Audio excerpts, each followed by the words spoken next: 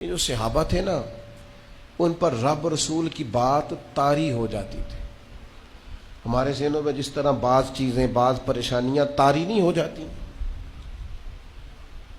اس طرح ان لوگوں پر حضور کی بعض چیزیں طاری ہو جاتی تھی۔ مسند احمد کی روایت عرض کرنے لگا ہوں،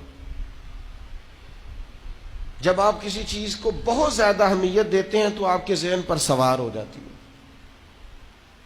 حضرت سعد بن ابی وقاص رضی اللہ تعالیٰ عنہ فرماتے ہیں، مسجد نبوی شریف میں عثمان غنی رضی اللہ تعالیٰ عنہ میرے پاس سے گزرے، میں نے انہیں السلام علیکم کہا، انہوں نے میرے طرف چہرہ اٹھا کر دیکھا بھی پر میرے سلام کا جواب ہی نہیں دیا۔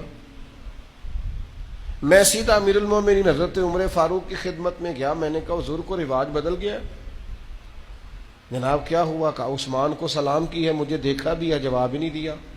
حضرت عثمان غنی کی خدمت میں پیغام پہنچا، وہ تشریف لائے، حضرت عمر فاروق رضی اللہ تعالیٰ عنہ کہنے لگے سعد کیا کہہ رہے ہیں؟ آپ نے سلام کا جواب ہی نہیں دیا۔ فرمانے لگے نہیں، ایسا تو کچھ نہیں ہوا۔ جناب سعد بن ابی وقاص نے یاد دلایا، کہا آپ کو یاد نہیں، آپ گزر رہے تھے میرے سامنے سے اور میں نے السلام علیکم کہا تو آپ نے میری طرف دیکھا بھی لیکن آپ نے میرے سلام کا جواب ہی نہیں دیا اور گزر گئے۔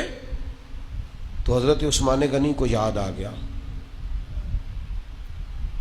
اور جب یاد آیا تو کہنے لگے سعد میں اللہ سے بھی معافی مانگتا ہوں،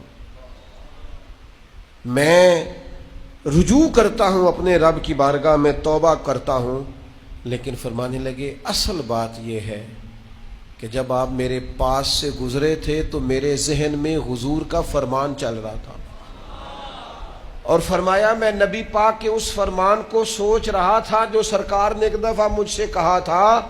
فرمایا جب بھی میں رسول اللہ صلی اللہ علیہ وسلم کی اس بات کو سوچتا ہوں مجھے ایسے لگتا ہے میرے دل پر بھی پردہ آ گیا ہے، میری آنکھ پر بھی پردہ آ گیا ہے، بس حضور کی بات یاد رہتی ہے اور کوئی چیز یاد ہی نہیں رہتی، بس حضور کی بات نظر آتی ہے اور کچھ نظر نہیں آتا، ہر چیز پر پردہ محسوس ہوتا ہے، پوری طرح طاری ہوتی تھی چیزیں۔ او دوستو، ہمارے ساتھ بھی ایسا ہوتا ہے، کئی دفعہ بندہ پاس سے گزر جاتا ہے، ہمیں یاد ہی نہیں رہتا، توجہ ہی نہیں ہوتی، کیوں کہ دماغ پر کوئی اور چیز سوار ہوتی ہے، چیزیں طاری ہوتی ہیں۔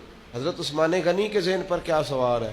حضور کا ارشاد، نبی پاک کی باتیں، ہر وقت حضور کے تذکرے ذہن پر سوار ہیں۔ جب پوری طور پر سرکار کی باتیں طبیعت پر چھا جاتی ہیں پھر شرم و حیا پیدا ہوتی ہے، پھر سخاوت آتی ہے، عفت و پاک دامنی آتی، وزاداری آتی ہے، تقوی آتا ہے، ورع آتا ہے، زہد آتا ہے۔